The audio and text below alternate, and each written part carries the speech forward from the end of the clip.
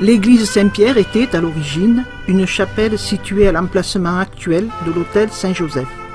Elle date du XIIe siècle et, appelée autrefois Notre-Dame de Grâce, elle est dédiée à Saint-Pierre Eslien.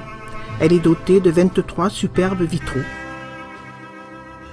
L'église fut modifiée au cours des siècles, notamment au XVIIe siècle. En 1750, elle fut reconstruite dans un style roman avec un petit clocher. Ce clocher fut remplacé en 1843.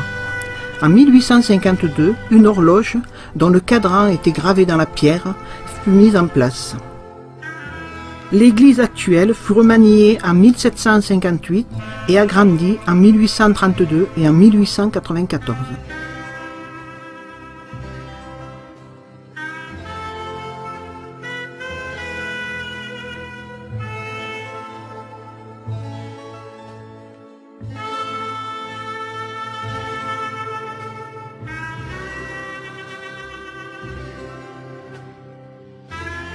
En 1932, le clocher, qui avait été construit sur de mauvaises fondations et qui menaçait de tomber, fut entièrement refait et prit la forme que l'on observe aujourd'hui.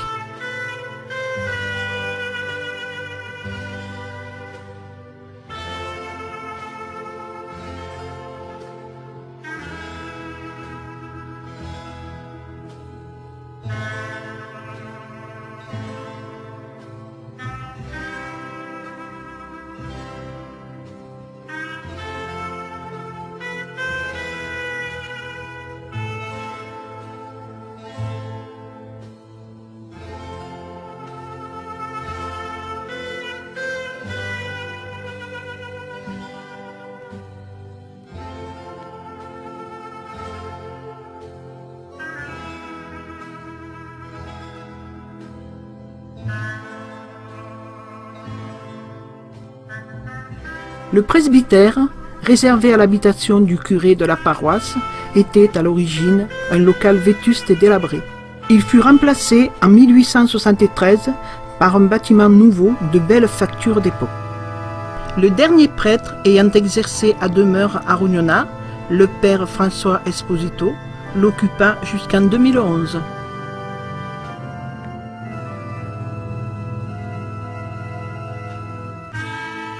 Le jardin de la Vierge, ancien cimetière du village jusqu'en 1874, abrite une statue de la Vierge de Lourdes grandeur nature, élevée lors du jubilé de 1875.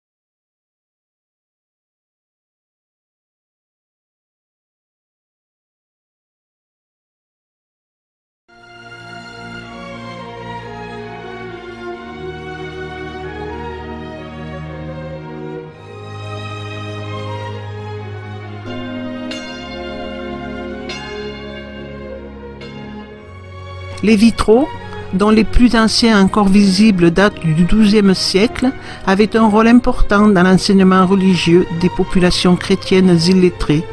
Ils étaient riches de significations allégoriques, symboliques et morales. Face à l'entrée principale, Saint-Pierre, 1064, est le saint patron de notre Église. Il possède 2 clés, l'une en or, céleste, l'autre en argent, terrestre. Il a ainsi la possibilité d'ouvrir les portes du paradis. Saint Louis de Gonzague, 1568-1591, prononce ses premiers vœux à l'âge de 19 ans et commence ensuite, au collège romain, ses études universitaires. Une épidémie de peste se déclarant à Rome, les jésuites du collège se mettent au service des malades. Un témoin se souvient avoir vu Louis de Gonzague, surmontant un dégoût personnel, porter un pestiféré sur ses épaules pour le conduire à l'hôpital. Il est lui-même atteint par la peste et en meurt à l'âge de 23 ans seulement.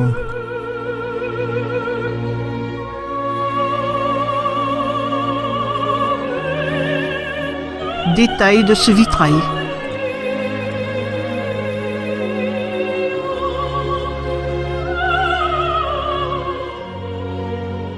Saint Joseph, date de naissance et de mort inconnue, est l'époux de la Vierge Marie, mère de Jésus-Christ.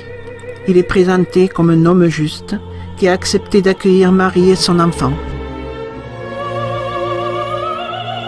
Saint Éloi, 588-660, orfèvre et monétaire de Clotaire II, puis trésorier de Dagobert Ier, avant d'être élu évêque de Noyon.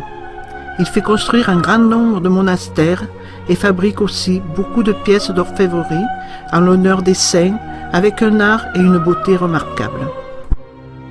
Le purgatoire est un lieu de purification pour les défunts morts en état de grâce, qui n'ont pas encore atteint la perfection qu'exige la vision béatifique.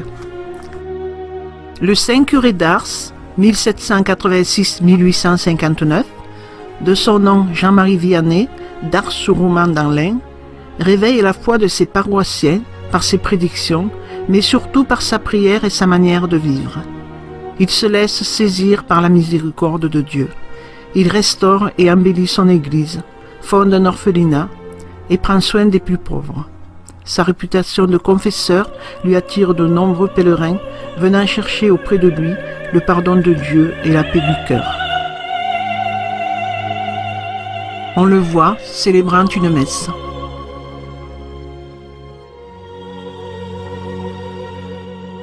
Au-dessus de la porte d'entrée de droite, Saint Ferdinand, 1198-1252, roi de Léon et de Castille en Espagne, se soucie de lutter contre les hérésies et de faire perdre du terrain à l'islam qui, depuis plusieurs siècles, a servi l'Espagne. Peu à peu, il repousse vers l'extrême sud de l'Espagne les limites de l'occupation islamique. Il libère Cordoue et Séville, occupées par les morts depuis 5 siècles, et y plante la croix du Christ. Détails de ce vitrail.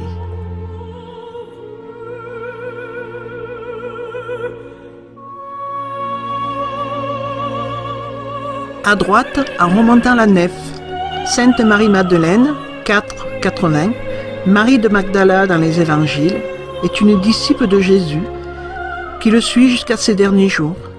Les 4 évangiles la désignent comme le premier témoin de la résurrection, chargé de prévenir les apôtres. Sainte Thérèse d'Avila, 1515-1582, est une religieuse espagnole, réformatrice de l'ordre du Carmel au XVIe siècle. Profondément mythique, elle laisse des écrits sur son expérience spirituelle qui la font considérer comme une figure majeure de la spiritualité chrétienne. Détails de ce vitrail.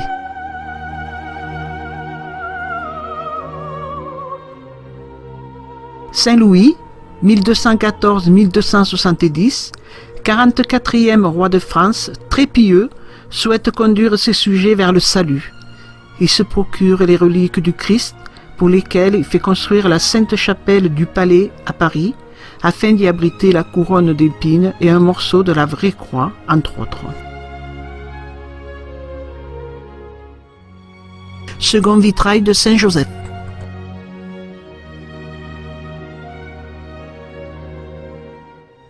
Détails de ce vitrail.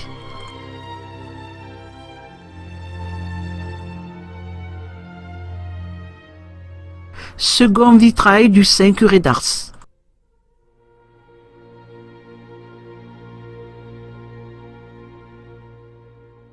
Détails de ce vitrail.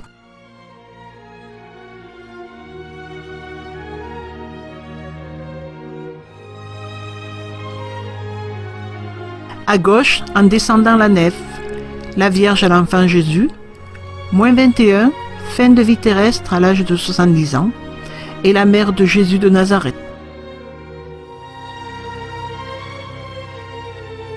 Détail de ce vitrail.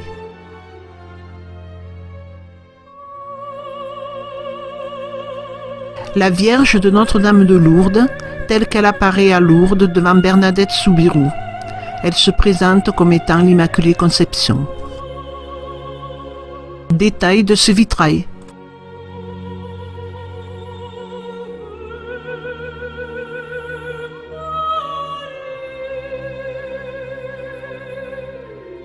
Saint Ambroise, 340-397, est connu en tant qu'écrivain et poète, quasi fondateur d'hymnes chrétiens et lecteur de Cicéron et des pères grecs, dont il reprend les méthodes d'interprétation allégorique. Détail de ce vitrail.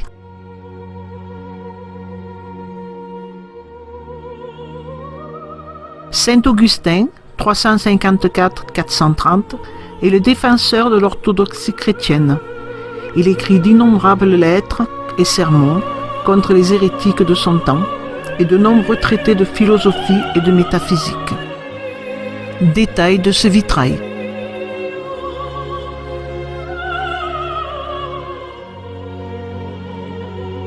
Second vitrail de Saint-Louis.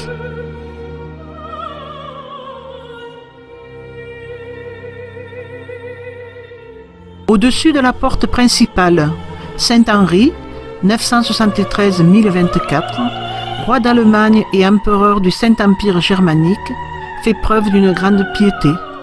On le surnomme de son vivant Henri le Pieux. Il tient un rôle déterminant dans la réforme de l'Église. Détail de ce vitrail.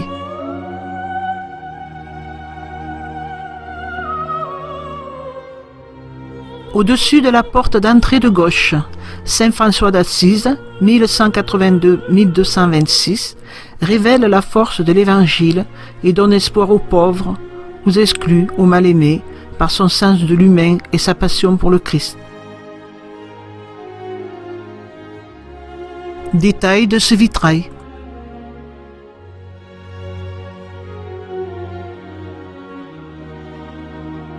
À gauche, en remontant l'allée latérale, le Sacré-Cœur de Jésus et le Cœur Immaculé de Marie nous parlent de leur amour infini pour chaque homme, chaque famille.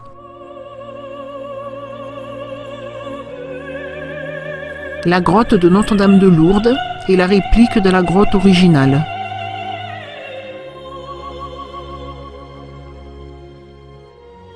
Le vitrail qui éclaire cette grotte.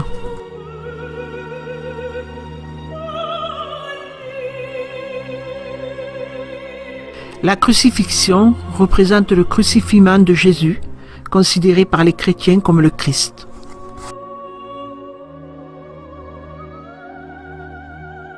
Détail de ce vitrail.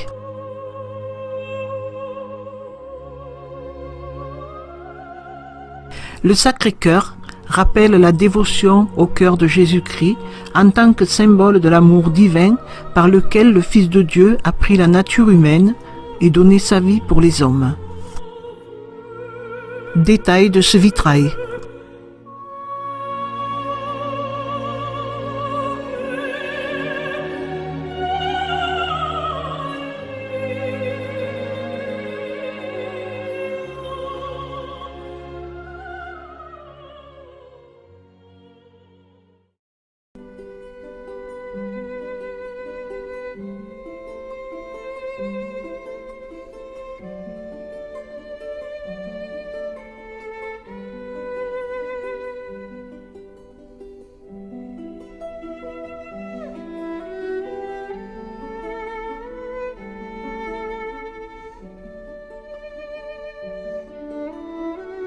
Les croix de chemin ou de carrefour ou de limite.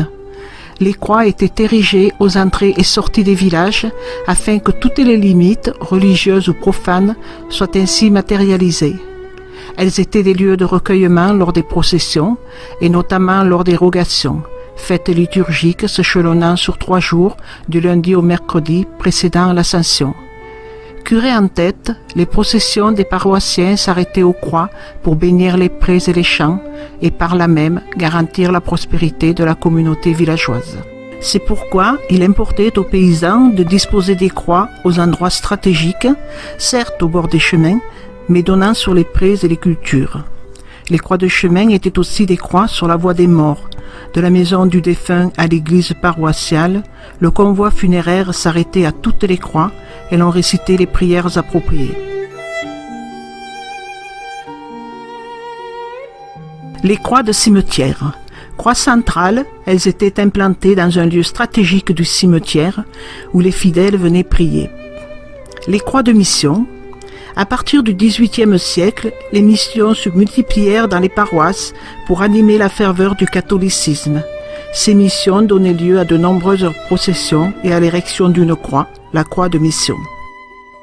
Les croix de jubilé. À partir de l'an 1300, les papes instituèrent une année sainte, consacrée à Dieu, au cours de laquelle les chrétiens pouvaient obtenir la remise de toute peine liée à leurs péchés. C'était l'année d'un nouveau départ, c'était la joie de la libération, un jubilé. L'année sainte se concluait par l'érection d'une croix, la croix de jubilé. Des croix étaient érigées dans divers lieux et pour diverses raisons. La croix des sommets, la croix d'hommage, la croix d'église, la croix du cimetière, la croix de guerre.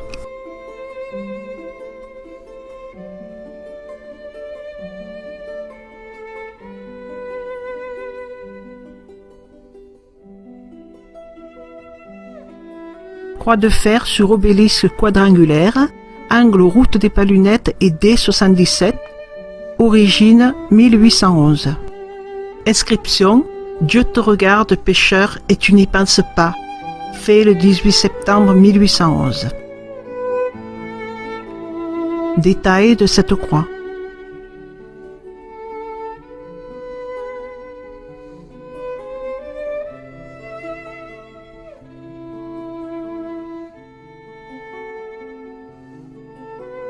Croix de fer sur obélisque quadrangulaire, route du Mas de Belly, origine inconnue. Détail de cette croix.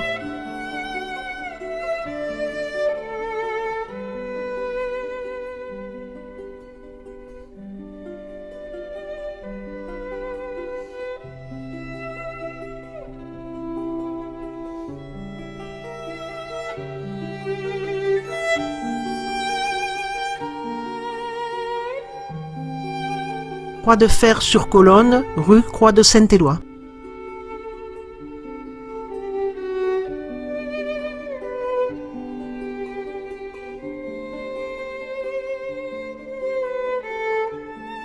Inscription: élevée en mémoire de la commémoration reçue en juillet 1810. Détail de cette croix.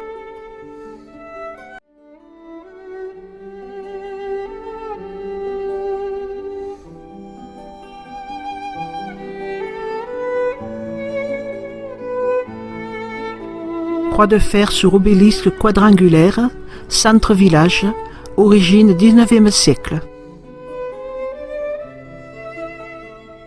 Détail de cette croix.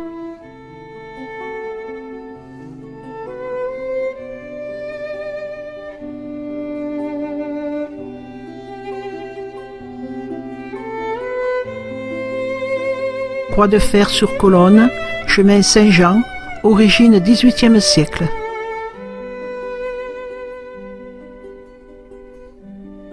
Détail de cette croix.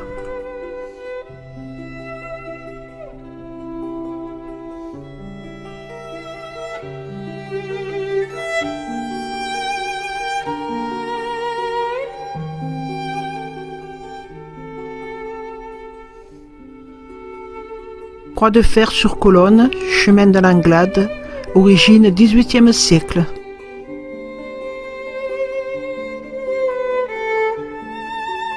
La colonne de cette croix est ornée d'une cupule, curiosité assez rare, qui devait contenir de l'eau bénite et abriter un petit rameau de buis pour l'aspersion des passants lors des processions. Détail de cette croix.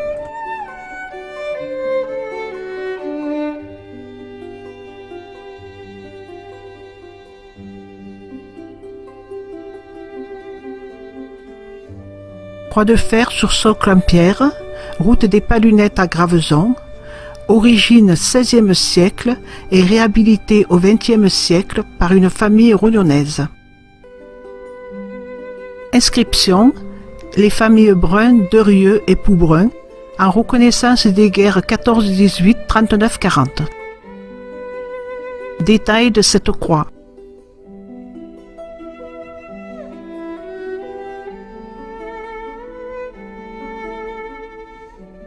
Croix en fer sur un petit monument en pierre dédié à Saint-Roch, centre-village, origine XXe siècle. Détail de l'oratoire.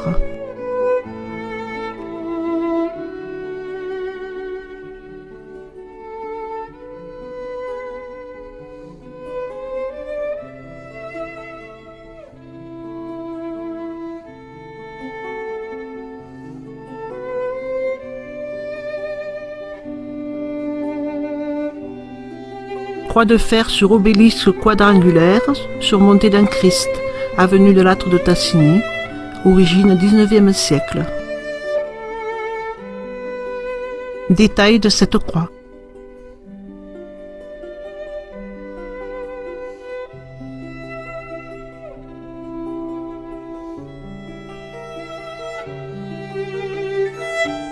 Croix de fer sur colonne, surmontée d'un Christ, cimetière section 1, origine XXe siècle. Détail de cette croix.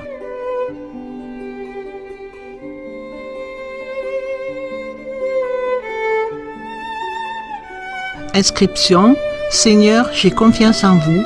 Mission décembre 1913.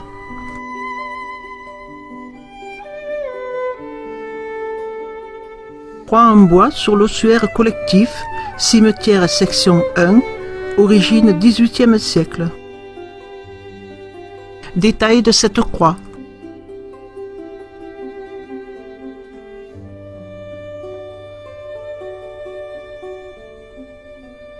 Croix en fer sur le porche d'entrée, cimetière section 2, origine XXe siècle.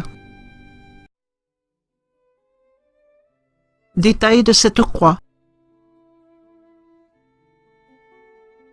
Croix de fer sur obélisque quadrangulaire, cimetière section 3, origine XXe siècle, béni le 2 novembre 1997. Inscription sur le socle de cette croix. Ô Sainte Croix, que ta présence embellisse à mes yeux la mort, que mon départ soit une fête et fasse tressaillir mon cœur.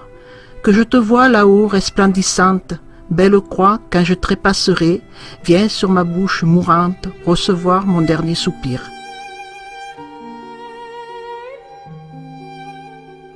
Croix de guerre 1914-1918, en pierre, sur obélisque, cimetière section 1, origine XXe siècle.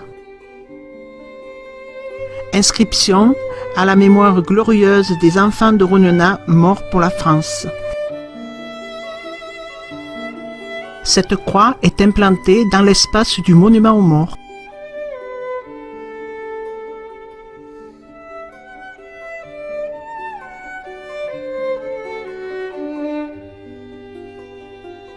Les clochers étaient souvent surmontés d'une croix, symbole universel de la chrétienté, soulignant l'identité du bâtiment et son inscription au centre de la cité.